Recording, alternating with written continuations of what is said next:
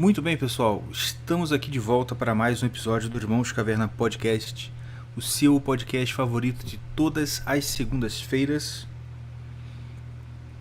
às 8h30 da noite, para tirar o desânimo por ter acabado o fim de semana. Se bem que hoje não tem muito essa questão, porque estamos aí num feriadão, né? Alguns municípios declararam ponto facultativo, alguns é feriado mesmo de hoje, então o pessoal emendou aí. E hoje então acho que a depressão normal da galera de segunda-feira não está tão grande. E hoje nós temos um convidado super especial para falar com a gente sobre um assunto que quem acompanha o podcast há mais tempo sabe que a gente já trabalha e já fala dele, apesar de, claro, não falar com bagagem, não falar com propriedade, a gente já acaba falando dele, que é esse diálogo entre protestantes e católicos, o diálogo protestantismo e catolicismo. E eu, depois de ouvir o programa Estado da Igreja, do Gustavo Abadi, com o Arthur Jordan, eu falei, cara, esse é o cara pra gente trazer no programa, porque, como eu falei, é um cara que está tratando e estudando seriamente um assunto que a gente fala aqui de orelhada já há muito tempo. Então a gente vai bater um papo com ele hoje. Para quem não conhece o Arthur Jordan, eu vou colocar aqui o Instagram dele, que é Art Jordan, não é isso? O Instagram do convidado aqui, ó, @art, art.jordan, não é isso? Isso, Art Jordan, que apesar do nome americano, ele é brasileiro com nós, tá certo? exatamente. Então se apresenta pro pessoal aí, Arthur, pra gente já começar o nosso papo aqui. Perfeito. Então, olá pessoal, para quem não me conhece, é isso. Meu nome é Arthur Jordan, eu sou casado, tenho 5 filhos, eu sou professor e atualmente estou nessa parte voltada da teologia, estudando, né, o mestrado. Porque eu sou professor de engenharia, né? Mas meu objetivo final é ser professor em seminários. Então, estou percorrendo o caminho do mestrado agora, depois, se Deus quiser, doutorado. Mas sempre focando em algo muito específico, né? Que é um apostolado, uma busca de aumentar a compreensão mútua entre católicos e protestantes, não somente expondo aquilo em que em um ou outro ponto discordamos, mas também, e sobretudo, expondo aqueles pontos em que concordamos, né? Isso Sim. talvez, uh, isso talvez venha a aumentar a compreensão mútua e, quem sabe, contribuir para um restabelecimento na verdade, né, de Cristo, daquilo que ainda uma superação dos obstáculos que ainda faltam para uma restauração da unidade que foi perdida aí entre eles no século XVI. Então é basicamente esse o meu apostolado, essa é a minha pesquisa acadêmica, é isso que eu tenho me dedicado e pretendo me dedicar, né, até os meus últimos dias. Maravilha. Cara, como eu falei, eu te conheci pelo programa do Gustavo, né? O Estado da Igreja. E foi uma grata surpresa te conhecer lá.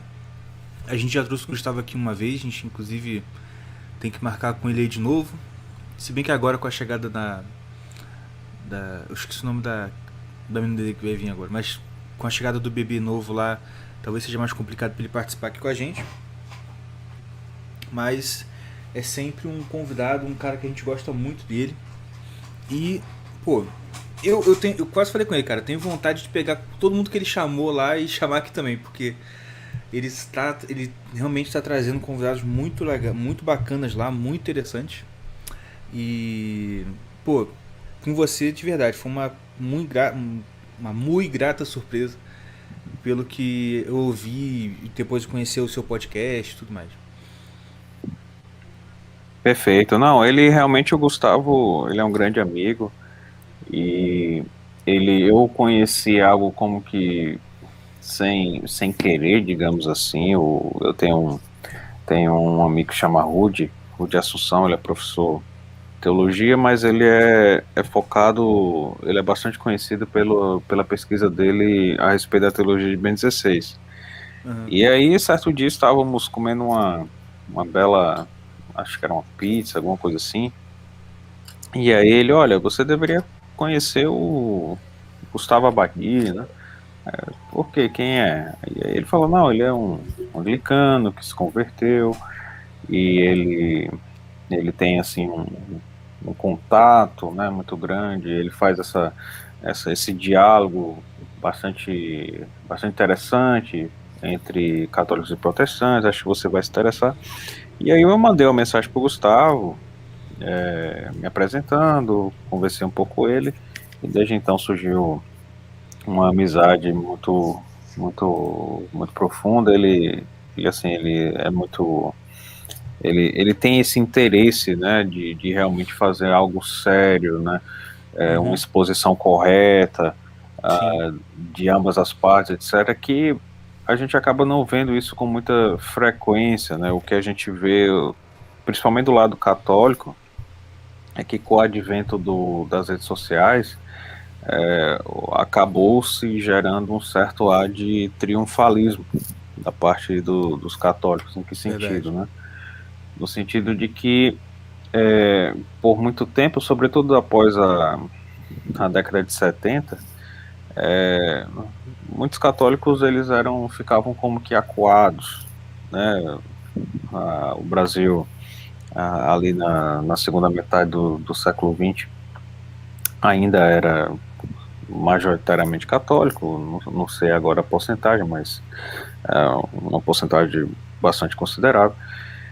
Mas talvez aqueles católicos ditos de IBGE, né, que não tinham certo conhecimento, uma certa busca por compreender a própria fé, Uhum. e vez ou outra eram acuados, né, você adora imagem, você isso e aquilo. E aí, com o advento das redes sociais, é, muitos católicos foram vendo que existiam, na verdade, outros que sabiam defender a fé católica, que expunham, com base nos documentos simbólicos, com base na escritura, etc. E isso acabou gerando neles um certo ar de triunfalismo. Olha, tá aqui, sabemos. E naturalmente acabou se desenvolvendo como que uma certa falta de humildade, que esse é uma das principais dificuldades que eu vejo no entendimento entre católico e do diálogo católico protestante. É justamente isso, que é a chamada apologética da porrada, né? Ou Uhum. seja, você tem essa noção de que você tem que chegar batendo, né, para que isso tenha, para que dê algum fruto. Eu já passei por isso, né? Eu não me lembro agora se na entrevista com o Gustavo eu mencionei, mas Uhum. ah, ao longo desses meus 10 anos de estudo sobre esse tema, eu já passei por essa fase. Eu me lembro uma vez que eu conversava com um batista, né? E aí ele estava lá argumentando por que a igreja, os batistas de modo geral não, por que os batistas não batizam ah, As crianças e não crianças. creem na regeneração batismal. E aí eu me lembro que eu, movido por essa arrogância, eu escrevi lá sei lá, umas 30 páginas sobre por que desde sempre a igreja batizou, quais eram os fundamentos bíblicos, etc.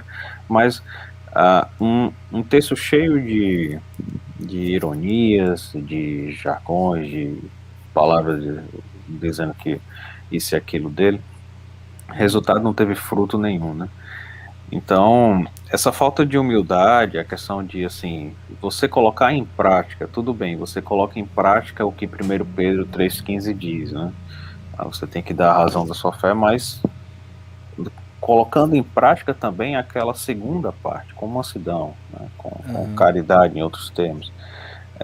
Eu percebo que essa arrogância ela continua até hoje e impede de ambos os lados essa compreensão mútua, né? Isso que eu tenho já cheguei a constatar várias vezes, sabe? E tá certo mesmo, porque, como eu te falei, eu sou recém-converso ao catolicismo. Eu me bati, eu recebi os sacramentos no dia 31 de janeiro. É.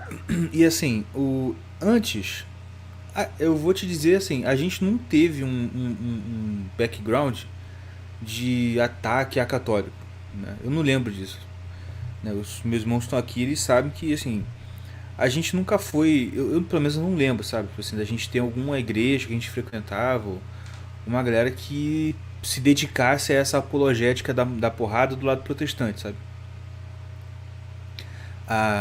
Eu talvez um pouco no final, quando eu fui pra presbiteriana, que tinha assim, sabe, tipo assim, algumas coisas, mas não era nada muito violento, era mais uma coisa um pouco sarcástica, aquela coisa meio de superioridade mesmo, tipo assim, até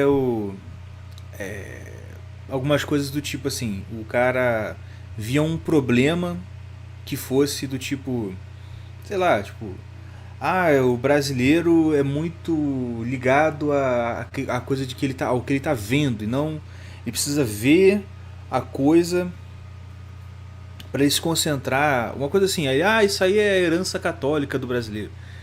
E eu sempre falava assim, cara, eu era protestante ainda, mas eu falava assim, cara, quem dera se o problema do Brasil fosse uma herança católica, tipo assim, nossa, o brasileiro é tão piedosão, né, tão fervor, né, que, cara, quem dera fosse isso, né? É. E, e assim, o que teve mais foi ali, mas assim, quando eu vim pro catolicismo, eu percebi isso, sabe? Percebi que sinceramente, eu não sei quem começou a briga. Eu sei que tinha uma briga, eu percebi. Como você falou, principalmente com as redes sociais. Vídeo de YouTube dali, vídeo de YouTube dali, refutando fulano, refutando Beltrano. E. Hoje realmente a re- não, enfim, a rede social ela é algo neutro, né? Ela pode ser usada para o bem ou para o mal, mas o que se percebe muito é esta ela sendo utilizada com essa falta de humildade, ao mesmo tempo em que se busca não ganhar uma alma, mas ganhar uma discussão, Discussão. entende?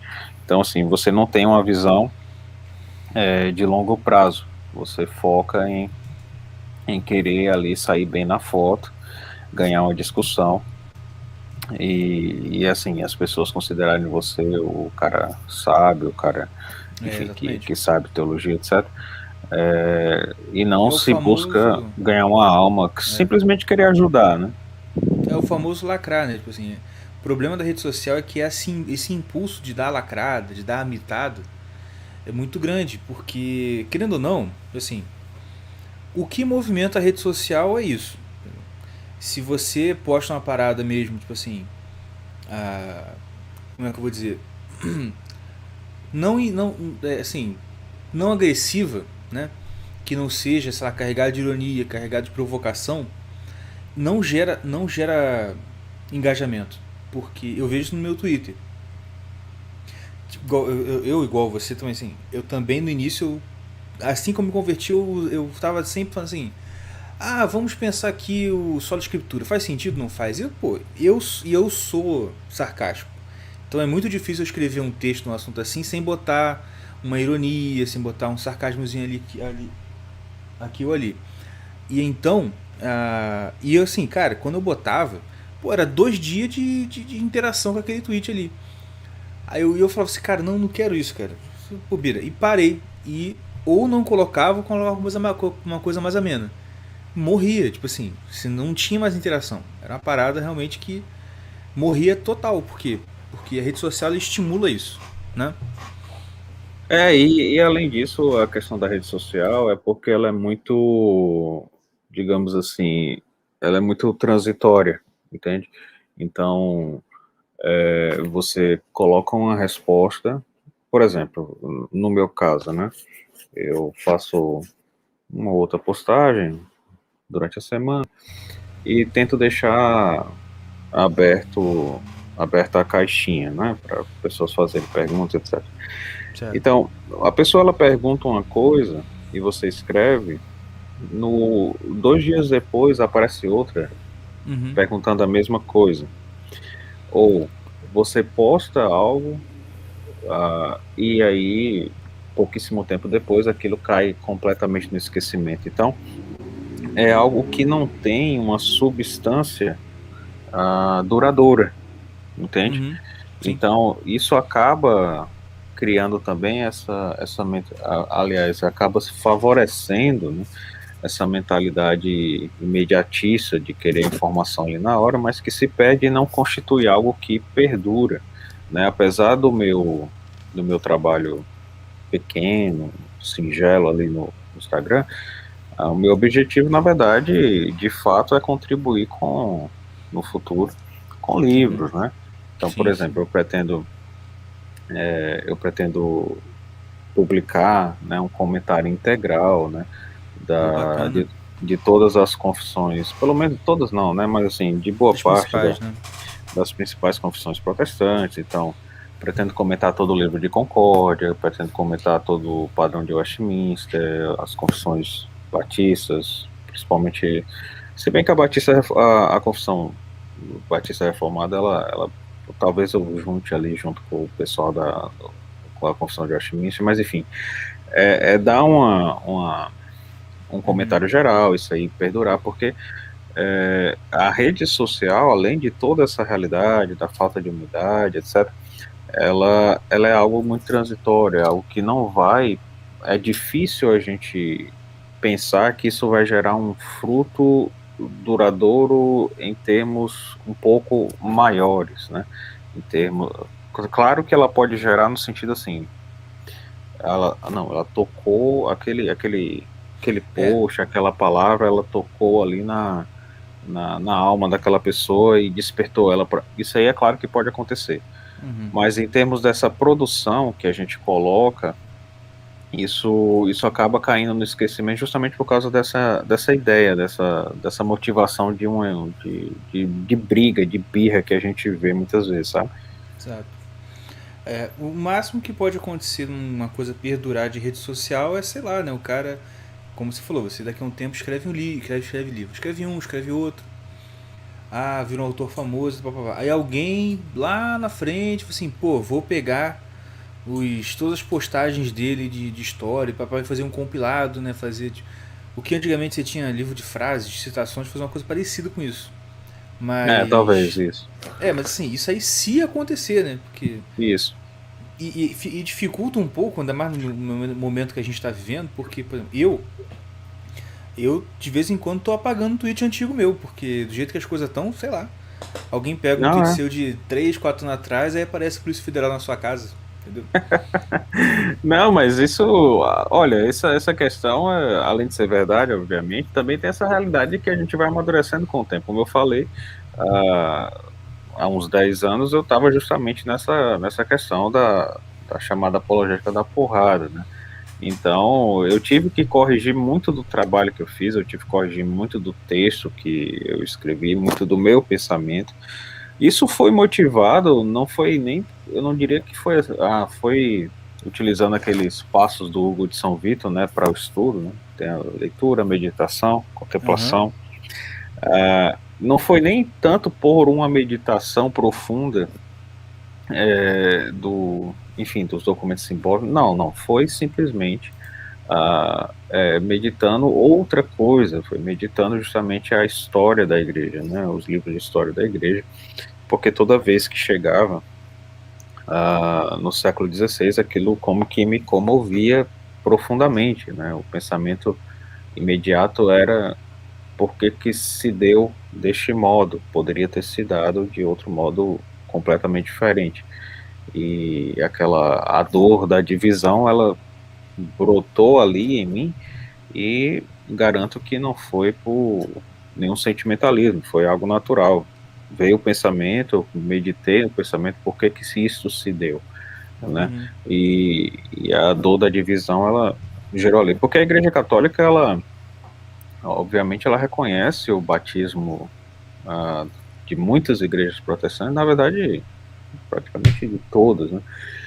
E uma vez que a pessoa é batizada, né, 1 Coríntios 12:13 vai falar que a pessoa ela é inserida no corpo de Cristo. Portanto, ela é feita filho de Deus. Então, é meu irmão. E é exatamente isso que a igreja ensina no catecismo, que os protestantes validamente batizados são irmãos no Senhor, é a expressão que ela fala. E o Salmo vai dizer que como é bom irmãos estarem juntos e Unidos. unidos, né? Verdade. E essa é a dor, porque somos irmãos que não estamos juntos, nós estamos unidos, frates in uno, ali na verdade não estão em uno, né? Uhum. Então, isso nasceu daí, essa chave de mudança em mim, que aí eu comecei a fazer todo esse pensamento de, peraí, vamos lá, vamos ver o que é mais ou menos o que está dito ali, na Mutatis Mutandis, lá no Conselho Vaticano II sobre o decreto sobre o ecumenismo, essa questão da conversão do coração. Né? Certo. Ah, e assim, só vou dar a palavra aqui rapidinho para os outros dois irmãos. Só que é uma coisa que eu tava pensando que é interessante a gente trazer você aqui também, justamente porque o nosso público tem muita galera protestante também. Justamente porque a gente, desde sempre, sempre tentou tipo assim, fazer uma ponte, entendeu? Tentando ver o que assim, claro que assim, a gente não analisava a, na parte documental, na parte, vamos dizer assim, entre aspas, oficial, como você falou. Dos luteranos é o livro de Concórdia, né? Ou dos presbiterianos. Porque tal coisa tá errada. A gente sempre tentava alertar a galera em relação ao que estava acontecendo na prática da igreja atualmente. E Sim, que eu a gente entendo. via, e que a gente via que até se você voltasse alguns anos atrás, dentro da igreja protestante, isso certamente já seria considerado errado. E se você parar pra pensar, assim, eu vejo pelo menos assim, o espírito geral, que hoje em dia, pelo que eu já percebi, também está muito na igreja católica. É esse espírito geral de irreverência, de falta de senso a, de senso de sagrado realmente, entendeu? E de que e aquela ideia de que tipo assim a liturgia, né, o estar na igreja tem que ser algo muito agradável e que seja o máximo parecido com o meu dia a dia corriqueiro, entendeu? Se eu chego na igreja, a parada tipo assim é muito sei lá, cara, nossa, parece que eu estou voltando no tempo, é errado, é ruim, entendeu? Isso aí a gente sempre bateu muito até né, no mesmo antes de eu virar católico. E que acho que trazer você aqui também para dar essa visão e também para mostrar o que de fato a Igreja Católica pensa e e mostrar que muitas vezes não é ao contrário do que o protestante pensa, apesar da propaganda ser essa, é muito importante, né? Mas Tião e Mordecai, vocês querem falar alguma coisa? Perguntar? Querem fazer já uma primeira pergunta, coisa assim? Então, eu queria perguntar, porque é, assim, no final de tudo, a questão nossa aqui, tanto do católico quanto do protestante, é o final, né? Ser salvo é ser salvo, né? E assim, o que tem em comum do protestante e do católico? Porque eu fico vendo muito dessas discussões, porque, tipo assim, o católico, o protestante faz coisas que o católico não faz, e o católico faz um monte de coisas que o protestante não faz. E isso tudo, quando eu vejo, todos eles dizem que é fundamental para a salvação. Então, se um tá fazendo e o outro não tá fazendo, eu fico meio assim. E agora? Como é que vai funcionar isso? Porque, tipo assim, como é que junta essas duas coisas para ficar em comum? Você me entendeu? Qual foi a minha pergunta? Entendi, Ou, não, entendi. entendeu? Entendi. Pode responder, então. Não, então, assim, se fôssemos resumir o ensino católico a respeito da salvação, fôssemos resumir, botar só em uma frase, é claro que sempre é possível aprofundar, é óbvio, isso para qualquer doutrina. Mas se fôssemos botar em uma simples frase, seria crer, arrepender-se dos pecados e ser batizado. Este é o resumo da fé católica a respeito da salvação.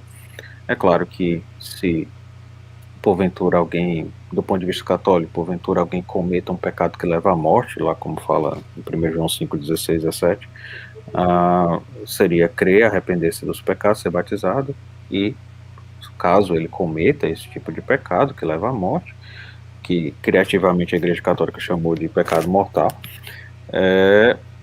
ele deve procurar a confissão. Né? Ele pode, não necessariamente se confessar, ele pode ter um ato de contrição perfeita, que é basicamente um arrependimento dos pecados, obviamente isso é fruto da graça de Deus, mas um arrependimento dos pecados simplesmente por amor a Deus, né? Não por medo do inferno, não por, enfim, por algum outro motivo. Então seria isso. Esse é o resumo da fé católica a respeito da salvação. Crer, arrepender-se dos pecados e ser batizado. Obviamente tudo isso é gratuito, é graça, né? A diferença entre, digamos, e aqui eu estou falando de modo geral, né? Porque as confissões de fé protestantes elas variam a respeito desse artigo de salvação. Mas a diferença, de modo geral, é que quando dizemos que é necessário o crer, ambos concordam. A questão é que, de modo geral, o protestante ele vai dizer que o crer, a fé, somente ela é o instrumento pelo qual o homem recebe a justiça de Cristo que o faz justo na justificação, e aqui eu estou equiparando a salvação. E essa justificação, essa justiça de Cristo, ela é imputada, atribuída de modo externo, entende? A diferença é basicamente essa, porque do ponto de vista católico, é verdade, é necessário crer, mas o instrumento que recebemos a salvação, na verdade, é o batismo, do ponto de vista católico. E do ponto de vista católico, não é somente a fé, porque no momento em que eu me volto para Deus pela fé, ao mesmo tempo em que eu me volto para Deus pela fé, e isso é uma graça, a fé é uma graça, ao mesmo tempo, pela graça, ao mesmo tempo, eu me afasto daquilo que afasta de Deus. Então, do ponto de vista católico, seria basicamente isso. E o que é que seria esse afastar daquilo que afasta de Deus? O arrependimento. Né? Então, é por isso que a gente poderia, digamos assim, mostrar a diferença. Cremos, é verdade, temos que crer. Mas, de modo geral, o protestante vai dizer que é somente a fé, é o único instrumento que recebemos a justiça de Cristo. E o católico não, peraí, é verdade, né? A gente se volta a Deus pela fé e é uma graça, mas ao mesmo tempo que nós nos voltamos para Deus, ao mesmo tempo a gente se afasta daquilo que se afasta de Deus, pelo arrependimento. E também o outro ponto de diferença, né? Eu falei fé, arrepender-se dos pecados e ser batizado. Outro ponto de diferença é que não consideramos que é uma justiça externa, né? Lutero vai até falar lá nos artigos de Smalcald 3,13, né, que o pecado, mesmo no justificado, né, o pecado permanece na carne até o túmulo, né? A gente não considera isso. A gente considera, mesmo no justificado, né, a gente considera que quando o homem ele é feito justo no batismo, aquele banho de regeneração que fala lá em Tito 3,5, ele de fato nos faz justos interiormente pela graça. De modo que o pecado, ele por falta de palavra melhor, ele é obliterado, ele é apagado completamente. Não há mais condenação em Cristo Jesus, do nosso ponto de vista a respeito disso, porque se você parar para pensar, a lei, há uma diferença, há uma presença, né, muito forte no protestantismo, e isso aí em graus e explicações variadas da distinção entre lei e evangelho. Mas pelo fato de que, de modo geral, no protestantismo a justificação é vista como algo externo e que o pecado vai continuar na carne, mesmo no justificado, é como se a lei estivesse acusando constantemente ainda o justificado. Do ponto de vista católico, no justificado, como o pecado é apagado, já não há mais condenação em Cristo Jesus. Então, é basicamente essa diferença. Crer, arrepender-se dos pecados e ser salvo. Agora, mas o protestante, ele faz coisas que o católico não faz, e o católico... Aí já é entrar em um outro tópico, né, que seria, do ponto de vista católico, como se dá a salvação de quem não é católico. E aí eu acho que seria falar muita coisa, mas eu espero que tenha dado para ajudar. Não, show. Valeu. E seria esse o motivo pelo qual os protestantes têm dificuldade, por exemplo, com a questão dos santos, né? Porque eles acreditam que não, o pecado vai até o túmulo, né? Mesmo você tá sempre um pecador. Seria por isso? É porque eu tô até lembrando aqui eu escrevi um livretozinho de 130 páginas, pequenininha, comentando as 95 teses de Lutero. E é interessante porque, por mais que choque muitos católicos, né, mas muita tese lá tá dita assim, tese correta. Só que eu botei outro termo, né, eu botei tese ortodoxa, tese tá direitinho. E lá o Lutero, ele defende a questão da indulgência apostólica, fala do papel do Papa, etc., que isso poderia chocar muito o católico. E tem algumas coisas que estão lá, que estão inclusive no catecismo atual, né? Então, mas sobre essa questão do purgatório, dos santos, do purgatório, são duas realidades, né? Assim, do nosso ponto de vista, né? A primeira realidade é que, como eu falei, né?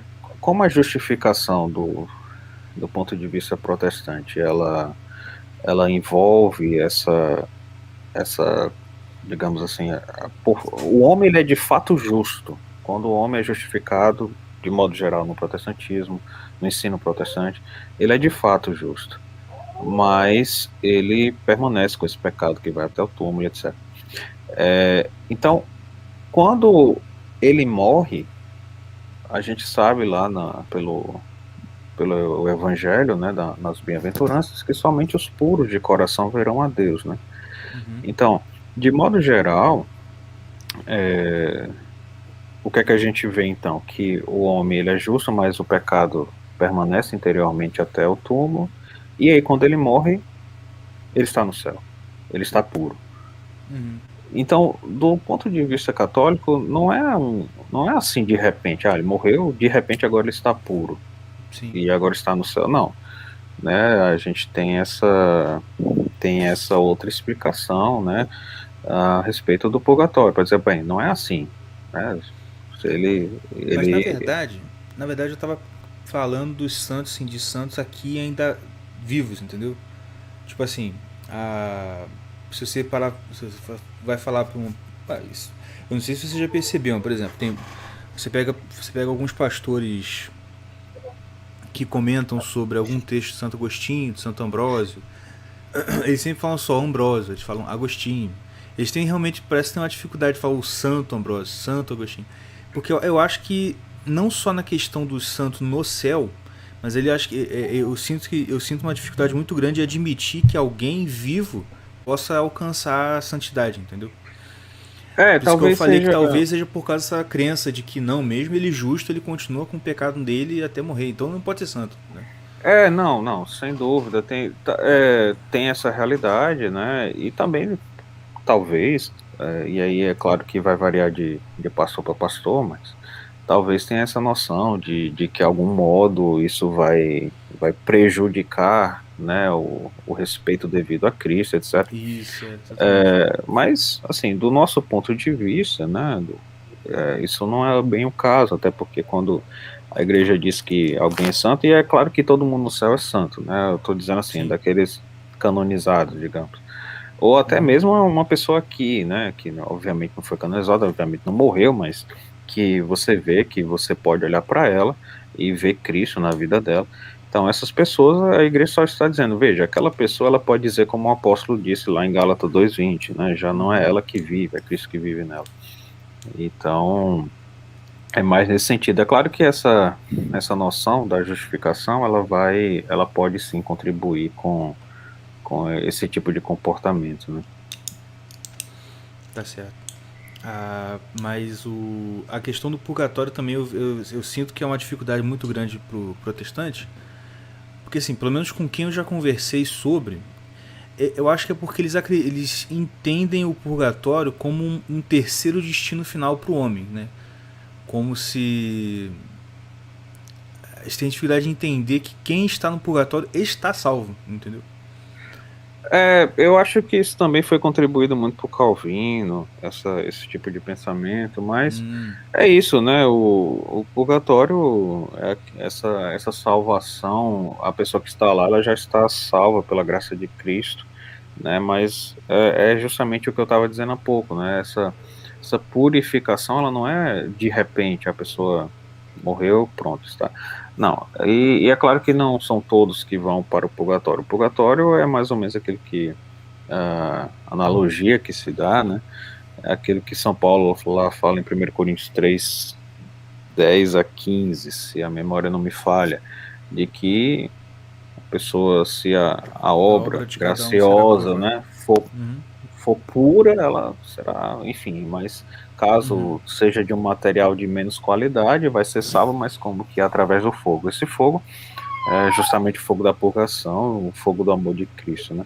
Mas isso é um excelente tópico e tem muitos protestantes que defendem, né, o purgatório, inclusive tem até uma recomendação de livro, infelizmente agora eu não estou na minha casa, né, teve aquele Sim. acidente, mas o nome do livro é Purgatório, a lógica da transformação total, né? Está em inglês, mas é um excelente livro.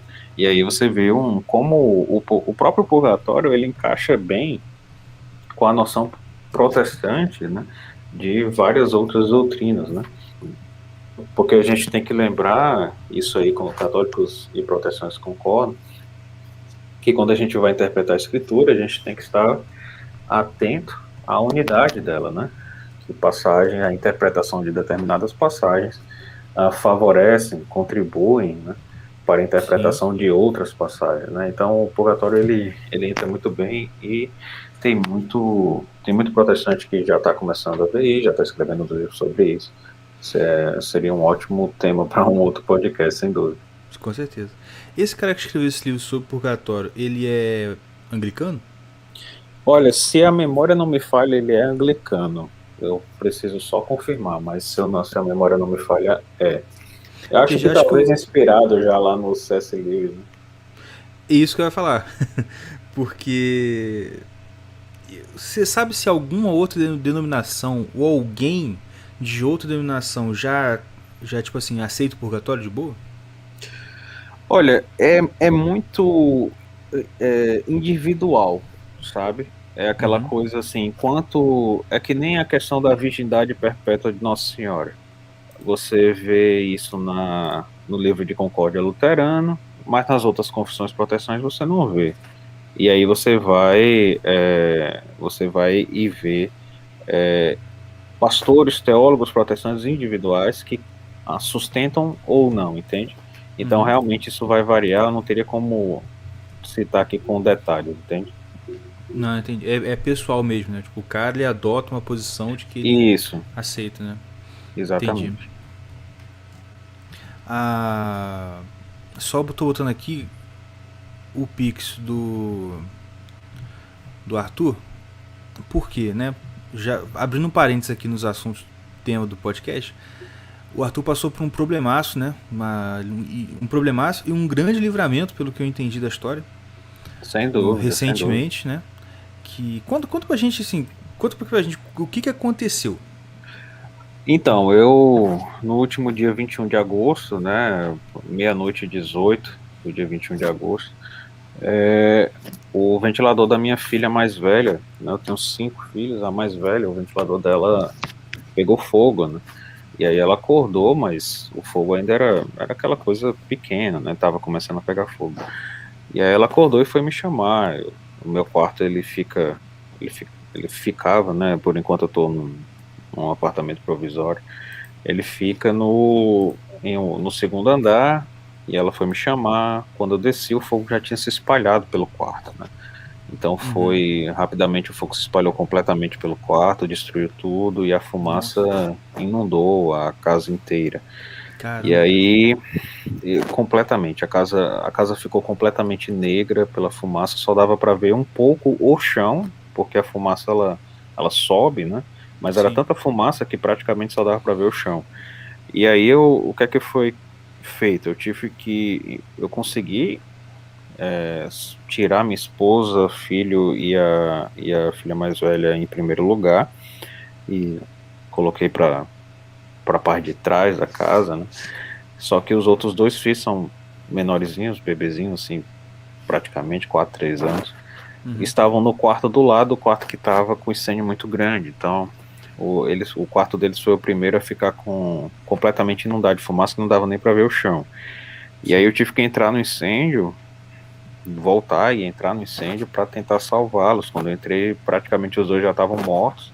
Nossa. Eu tive que a gente não estava enxergando nada, eu pensei que eu ia morrer ali mesmo, porque a fumaça não somente muito quente, mas sufocante. E aí eu peguei eles pelos pescoços, não estava conseguindo ver nada, foi pelo tato, tirei, puxei, mas não sei, de alguma forma graciosa, eu consegui tirá-los de lá e colocar todo mundo para a parte de trás da casa. Coloquei eles num ponto alto e fiquei na frente, né, deles para protegê-los. E aí eu chamei os bombeiros chegaram, arrombaram o portão, porque a gente ficou entre o fogo e a parte de trás da casa. Arrombaram o portão da frente, fizeram uma espécie de corrente, né? O rapaz fez lá como se fosse uma corrente para a gente passar na frente, e passamos. Eu não perdi, obviamente, a casa toda, graças a Deus, mas a casa está completamente preta pela fumaça, perdi muita coisa derretida, né? Mas graças a Deus mantivemos a nossa vida. Foi um dia bastante doloroso, difícil, até hoje dói quando eu penso, mas Deus está conosco e tem nos confortado pouco a pouco. Se Deus quiser, daqui a 3 meses a gente vai voltar para casa já reformado. Cara, doideira demais, cara. Caraca, mano. Brabo, meu. E eu lembro que você contou que o bombeiro falou que nem sabe como que você conseguiu ir lá e entrar e voltar, né? Ele quando a gente saiu, eu acompanhei todo o trabalho dos bombeiros, só que quando a gente saiu, o meu primeiro pensamento foi deixar minha família em algum canto seguro, né? Então eu peguei o carro, o fogo ainda não tinha chegado no carro, consegui tirar o carro, e aí eu levei a minha família para uma pousada, e aí voltei. Quando eu voltei, os bombeiros estavam lá, que um deles, né, ele chegou para mim e disse: olha, eu não sei nem como é que vocês sobreviveram. Então, foi realmente algo bastante extraordinário. Engraçado, começou com o ventilador, tava normal funcionando, de repente pegou fogo. E o ventilador só tinha 1 ano e 2 meses aproximadamente. Ele começou a pegar fogo, e só que o quarto da minha filha mais velha, ela gosta muito de escrever, gosta muito de ler, então tinha muito papel. Obviamente, além de cama, etc., madeira. E aí, nossa, tudo pegou fogo assim instantaneamente. Ela perdeu, né? Foi muito rápido, mas graças a Deus estamos aqui. Tá joia. E quem quiser, quem puder ajudar, por favor, tá passando aí o Pix na tela. Pra vocês ajudarem ele de alguma forma aí. Eu já ajudei e já compartilhei no Twitter também para o pessoal ajudar. Você vai fazer esse Pix, vai estar no nome de Thalita Gomes, que é a esposa do Arthur. Isso, e eu agradeço demais. Deus abençoe. Nada, que isso, mas o mínimo que a gente pode fazer. Mas continuando, cara, eu tenho uma pergunta pra você. Você sempre foi católico, certo? Não é protestante convertido, não, né? Não, sempre fui católico. Apesar de que eu era católico entre aspas, né? E aí quando se deu o ano 2011, mais ou menos ali, pela oração, pela leitura bíblica, eu pedi a Deus a graça da conversão, digamos assim, e ele me concedeu, e desde então eu deixei de ser católico entre aspas e passei a ser católico Católico sem normal, aspas, né? né? Foi basicamente isso. Tirou as aspas, né? A minha pergunta é a seguinte: eu não vou perguntar de todas as confissões e as denominações que você conhece, qual que é que mais se afasta da doutrina católica para não, sei lá, não criar problema, etc e tal. Mas assim, de todos que você conhece, né? Você conhece bem, né?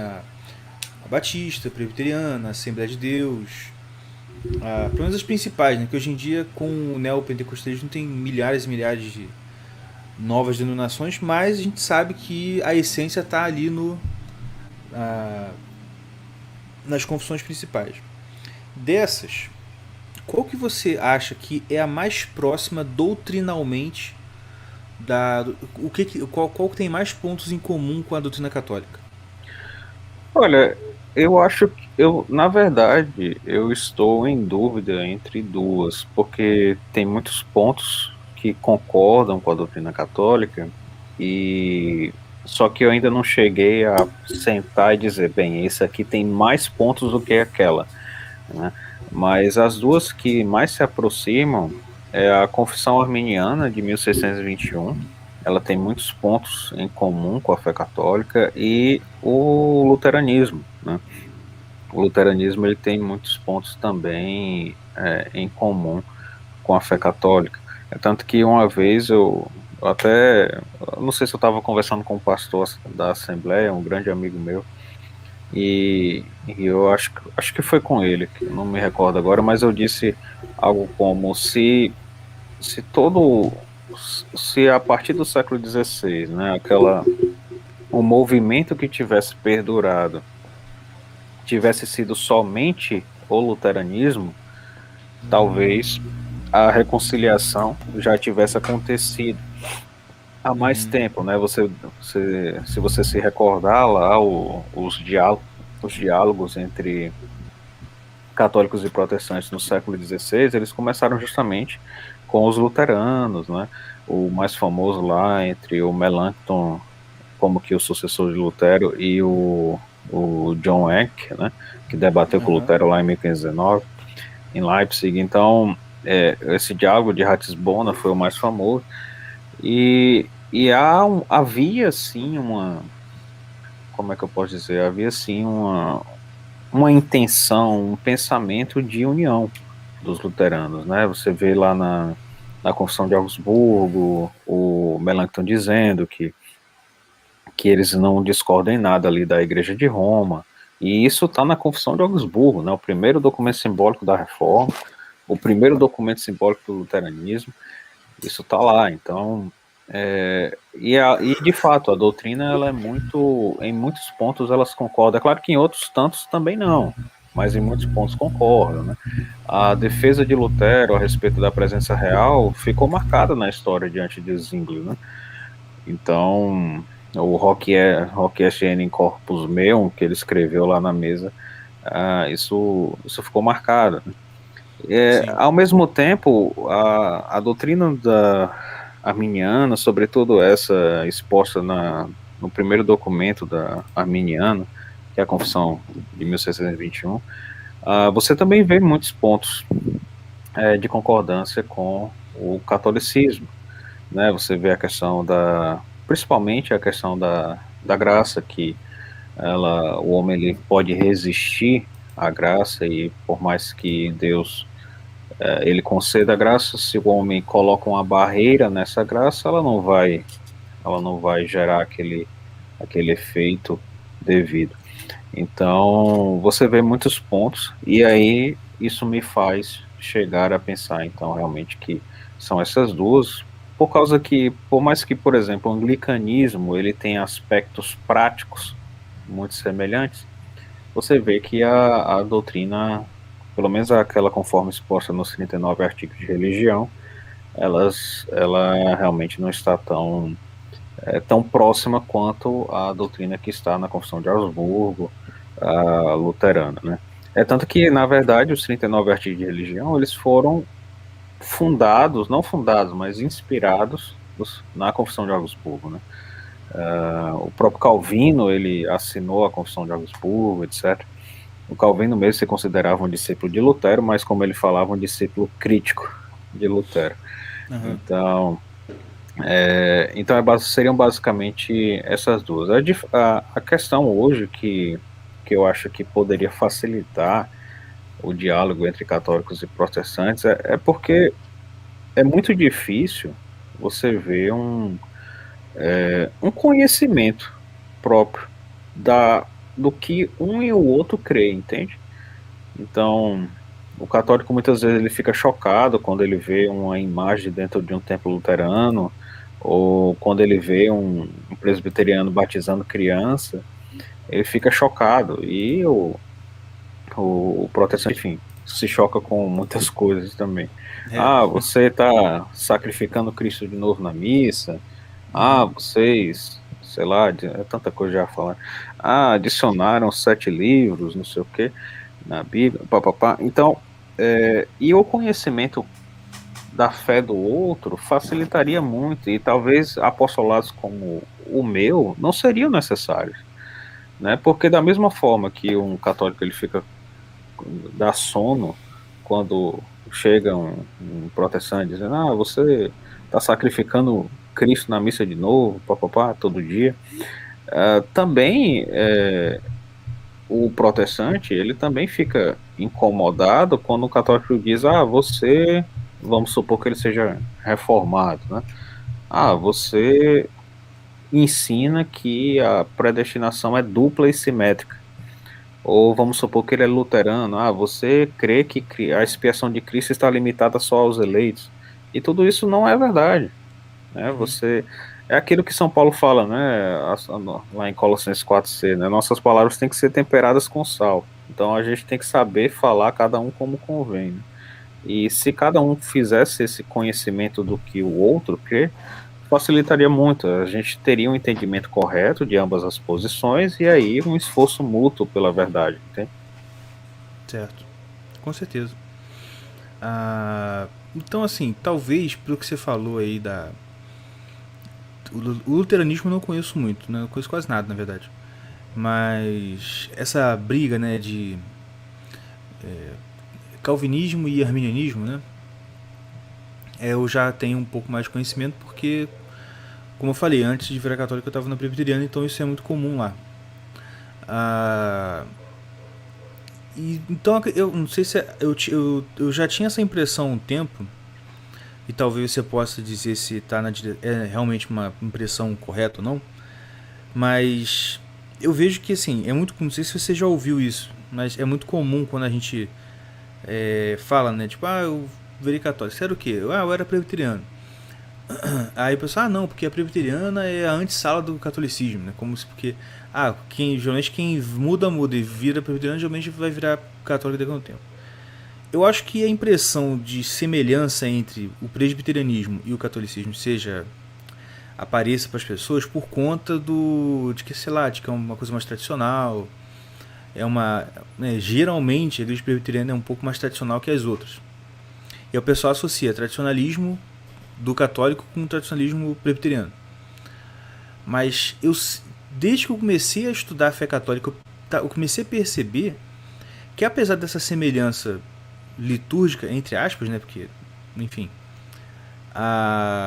ou de aparência litúrgica, uma semelhança aparente de liturgia, apesar disso, eu tinha a impressão de que o calvinismo, né, ou a igreja presbiteriana, ela era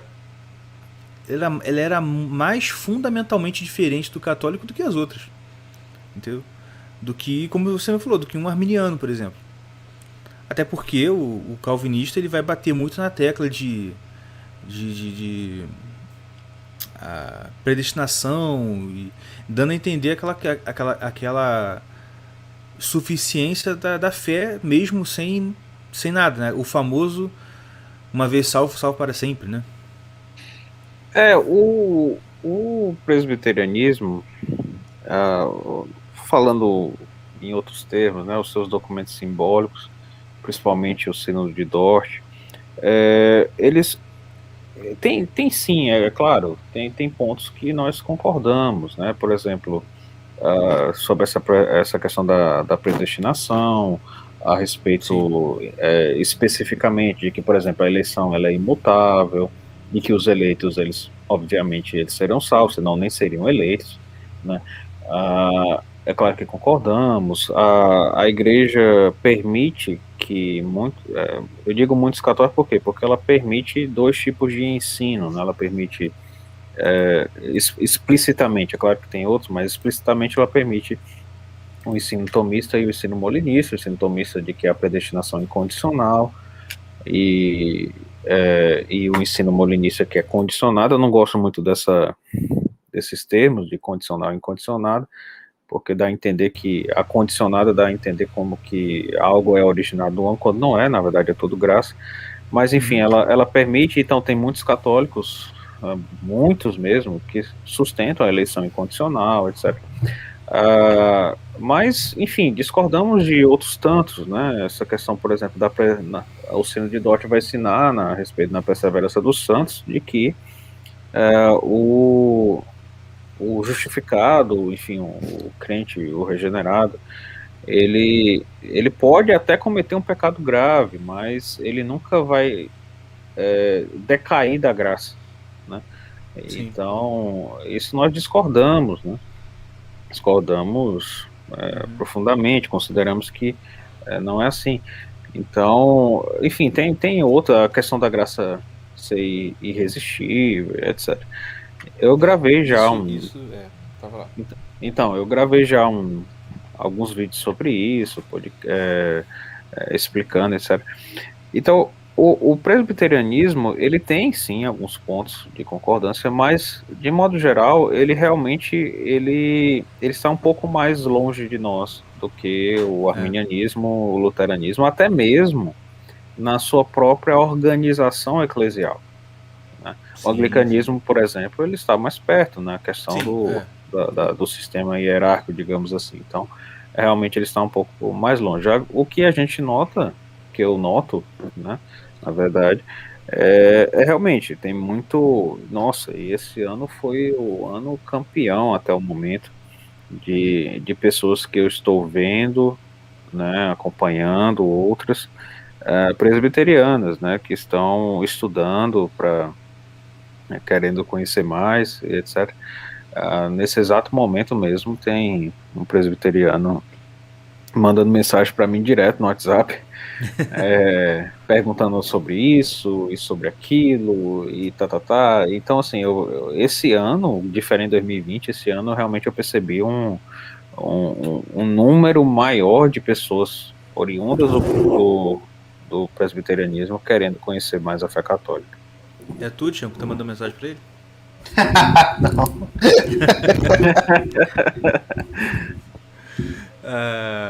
Tem uma pergunta aqui de um colega. Eu acho que assim, né, é bem ampla, mas se você puder dar assim um pouquinho, uma palhinha da palhinha, já seria interessante. Mas como ela vai demorar mais, eu vou passar para uma outra pergunta que acho que é mais rápido de você responder.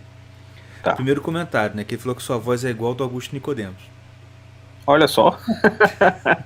Essa aí é mais rápida mesmo. Mas ele perguntou onde que a gente pode achar esse livro que você escreveu sobre as teses do Lutero. Realmente.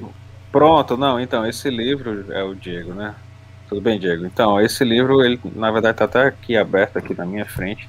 Este livro, ele foi feito para um curso, é um material auxiliar de um curso que eu dou. O nome do curso é Comentário Católico do Protestantismo. Eu espero que tenha dado para perceber que eu procuro fazer as coisas com caridade, né?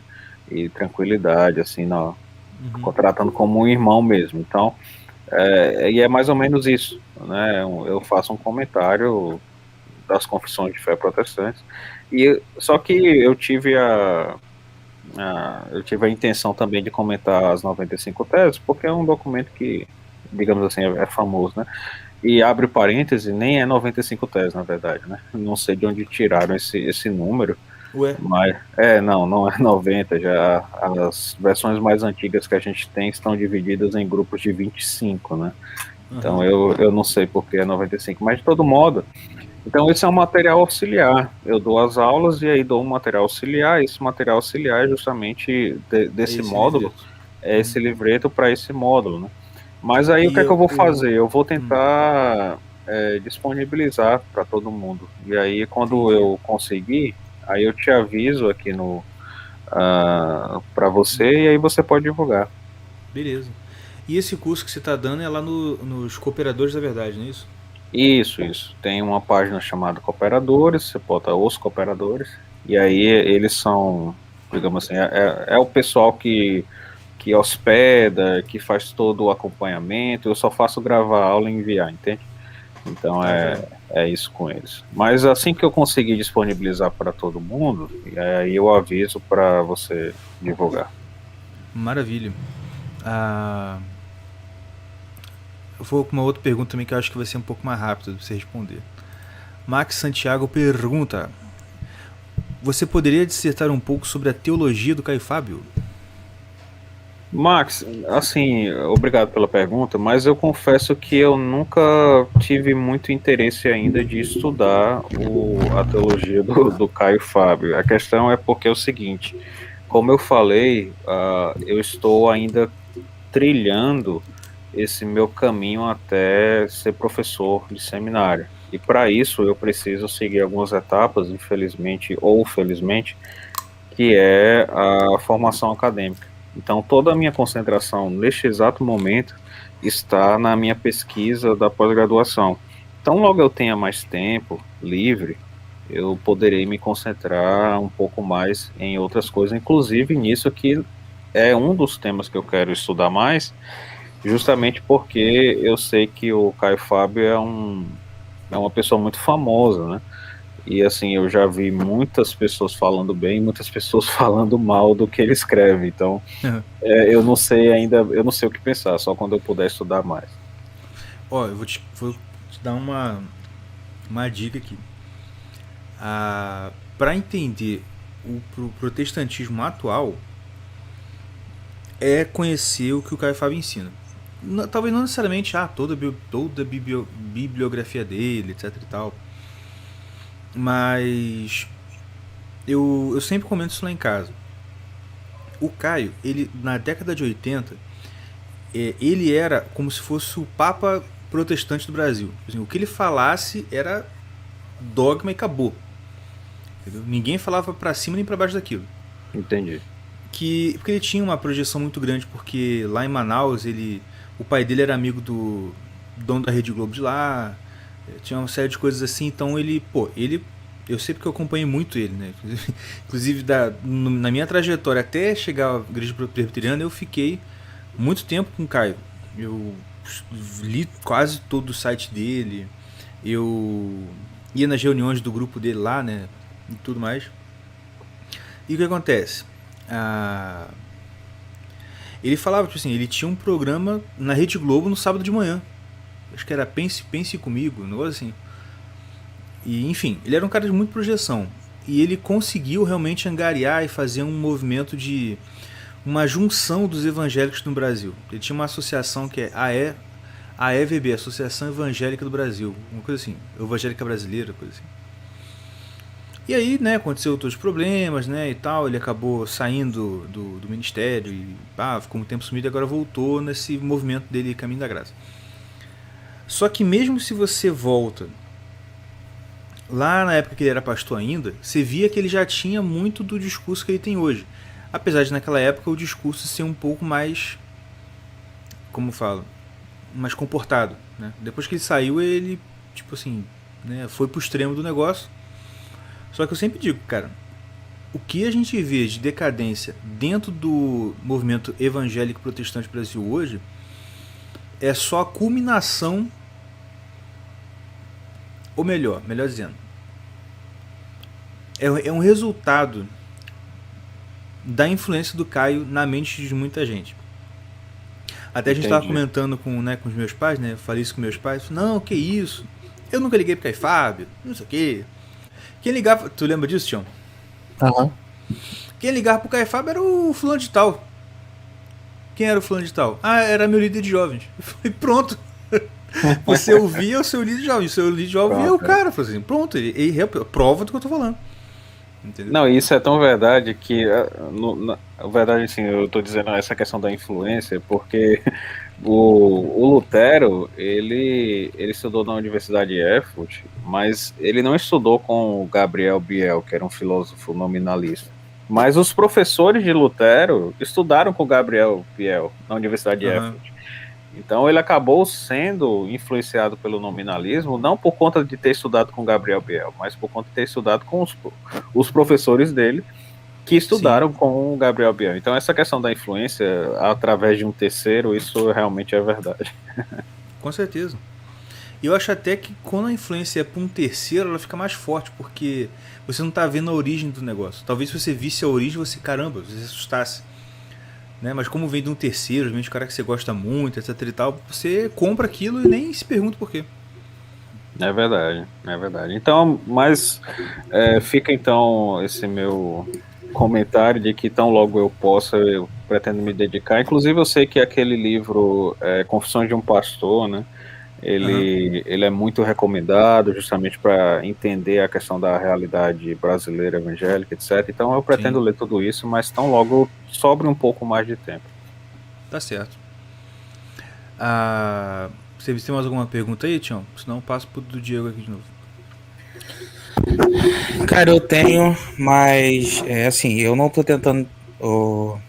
Arthur, eu não tô tentando te botar na parede nem nada, tá? É só uma coisa que me encuca muito e que eu já perguntei pro seu Caverna, ele não soube me responder e eu vou passar a pergunta para você, então.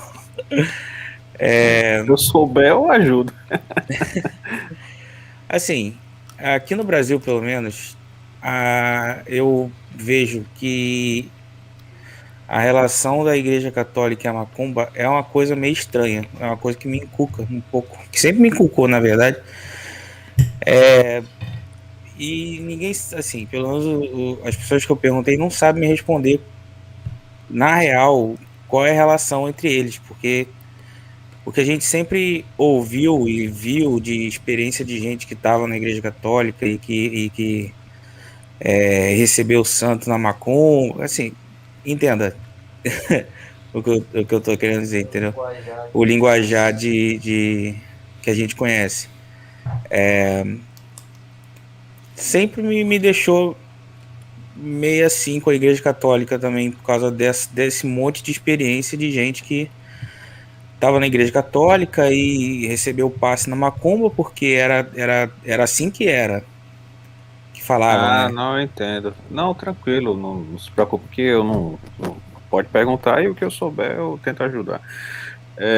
Não, veja só, eu gosto de dizer, repetindo, se a memória não me falha, foi o Cheston que falou pela primeira vez, isso, que a Igreja Católica ela é como que um parque de diversões murado, né, do lado de um abismo. Então você pode brincar o quanto você quiser dentro desse parque, né, contanto que você não pule o muro, porque senão você cai no abismo. Então, o que é um muro? Né? O muro são as definições dogmáticas da igreja, né, e também a questão da moral, sobre o que basicamente está resumido ali nos 10 mandamentos. Então, o que acontece, e caso você comece a olhar, né, mais fixamente isso ou aquilo a respeito da fé católica conforme vivida hoje, é que você vai ver que tem muito católico que pula esse muro e ainda se diz católico, entendeu? Então, você vê alguém que nega descaradamente que Cristo está presente, está contido na Eucaristia, descaradamente, assim, nega, na cara do bispo, inclusive, e ainda se diz católico. Você vê gente que está tendo relações adúlteras ou até fornicação mesmo. E não, eu sou católico, ou o famoso caso de pessoas que defendem um aborto e se dizem católicas. Então, então você vai encontrar tudo isso, e aí pode-se pensar que o muro ele não está lá, entendeu? Mas esse muro ele está. Esse muro ele está. Muitas vezes os nossos pastores eles falham em colocar a devida ordem canônica em prática, né? Porque você tem as sanções, você tem as penalidades, a máxima penalidade é a excomunhão, né? Mas que abre um parêntese, tá? Um outro dia, uma pessoa que eu admiro muito, ele é luterano, uma pessoa maravilhosa, mas ele falando que quando o Concílio de Trento fala anathema sit, né, tá dizendo, tá amaldiçoando, né? Aí, peraí, vamos com calma, não é bem isso, tá? Ali o anátema ele significa a excomunhão, que é esse desligamento aí do vínculo visível.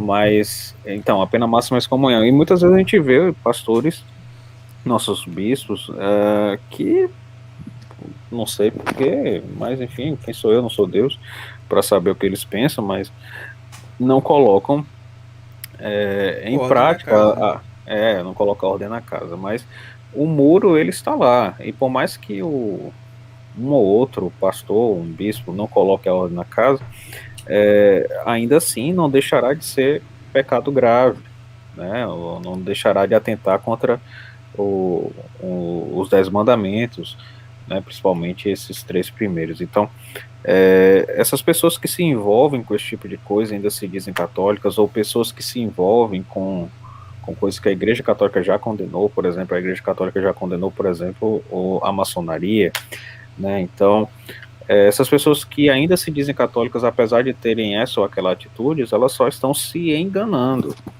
né? Então, por que não, eu não sei, porque essas pessoas não sabem a fé católica e enfim, são livres e querem ir para a torcida do Corinthians vestido de Palmeiras, né? Mas a diferença é que a Igreja Católica, diferente da torcida do Corinthians, não mete a porrada nos caras que estão com a camisa do Palmeiras, né? Pois é. Então, assim, a minha recomendação é que você procure ter um pensamento a respeito da fé católica de 2 formas. A primeira e mais óbvia é a respeito do que a igreja ensina nos seus documentos simbólicos, né? Os concílios ecumênicos, os catecismos universais, etc. E a segunda coisa, e não somente os concílios ecumênicos, né, os concílios regionais, os pronunciamentos pontifícios, etc. E a segunda coisa é que você procure ver o comportamento não daqueles que traíram a fé católica, mas daqueles que foram fiéis nela e até a morte. Então, você procura ver justamente naquelas pessoas que foram fiéis. Então, você vê no exemplo dos santos, né? Então, você vai lá e pega a biografia de qualquer um deles, né? Por exemplo, meu filho que vai nascer, ele vai se chamar Lourenço, em homenagem a Lourenço de Brindisi, né? Um franciscano, doutor da igreja, que era muito humilde, era muito penitente, mas ao mesmo tempo sabia não sei quantas línguas, sabia a Bíblia em não sei quantos idiomas, aramaico, grego, hebraico, papapá, e tinha um apostolado voltado para o luteranismo, né? Então, eu me identifico muito, seria até ousadia dizer isso, né? Mas assim, eu procuro, eu procuro tê-lo como inspiração e tudo, porque seria a mesma coisa de a gente querer chegar num país que a gente nunca entrou, né? E, quem são os exemplos aqui de virtude desse país, de heroísmo, e a gente ir lá na cadeia fazer uma entrevista com o pessoal para saber, né? Então, e na cadeia estão justamente aqueles que traíram, né, os exemplos de virtude, de heroísmo daquela nacionalidade. Então seria mais ou menos isso. Por que fazem, né? Eu não faço a menor ideia, mas isso aí não tem nada de católico, não. Isso é doidice mesmo.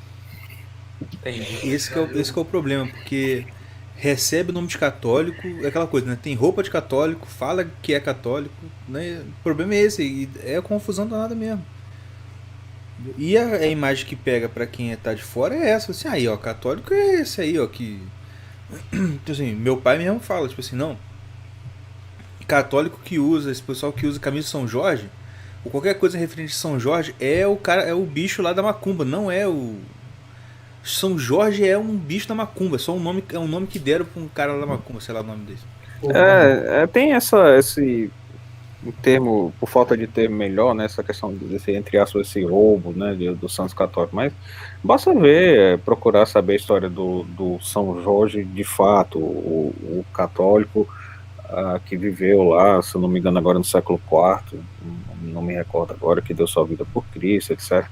Então, enfim, roubam também a questão do Cosme e Damião, né, que também foram assim, Dois pessoas médicos, né? dois médicos assim de virtude maravilhosa, você via realmente Cristo na vida deles, mas aí tá lá, então assim, eu não sei por que isso acontece, mas Que infelizmente. inclusive é um grande trauma de infância, porque eu nasci no dia de São Cosme e Damião. E eu me amarrava, porque eu ia pra escola, velhinha me dando bala. Eu falei, caraca, o meu aniversário é maravilhoso. E minha mãe falou assim, não come essa bala não, porque isso aí é de macumba. Eu vou morrer. Não, olha, rapaz, você escolheu um dia bom, viu? Porque esses docinhos. Não, mas então é isso. Eu realmente não sei porquê, não sei por que uma pessoa ainda se diz católica ao fazer isso. Mas paciência, né? É uma coisa que foge do nosso controle. É igual aqui, pô. Hoje mesmo eu tava. Cara, até agora há pouco, ó, 10 minutos antes de entrar no podcast, tava com um rapaz aqui fazendo uma pequena reforma na parte elétrica aqui da casa que eu tô, que eu me mudei agora. E quando ele falou, me deu a lista de materiais, eu fui comprar materiais na loja. Ele falou assim: fala que quem te mandou foi o Rodrigo Crente, que você vai ganhar 20% de desconto. Eu falei, tá bom. Rapaz, Rodrigo. Olha só. Pensa pura. Não, fui lá.